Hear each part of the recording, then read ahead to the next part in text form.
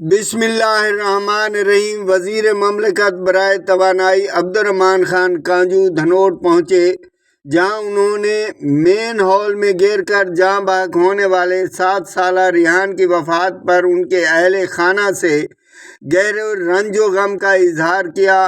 وزیر مملکت نے والدین کو ہر ممکن تعاون کی یقین دہانی کرائی اور حادثے پر افسوس کا اظہار کرتے ہوئے کہا کہ اس طرح کے سانحات کی روک تھام کے لیے مؤثر اقدامات ناگزیر ہیں۔ اس موقع پر سابق وزیر چودھری زوار حسین وڑائچ، چیئرمین وسیب اتحاد دھنوٹ چودھری محمد اسلام ثانی، ملک عطا اللہ اعوان، چودھری محفوظ علی سمیت دیگر لوگ موجود تھے۔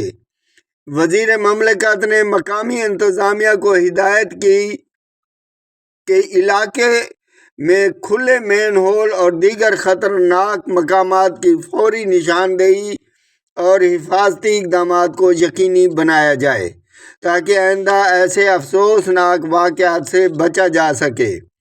وزیر مملکت عبدالرحمان خان کانجو نے اس موقع پر محمد ریحان کے متاثرہ خاندان کو کہا کہ محمد ریحان کا کسی بھی صورت میں کوئی نعم البدل نہیں ہو سکتا، لیکن حکومت پنجاب 3 بہنوں کے اکلوتے بھائی محمد ریحان کے متاثرہ خاندان کی 10 لاکھ روپے کی امداد کرے گی۔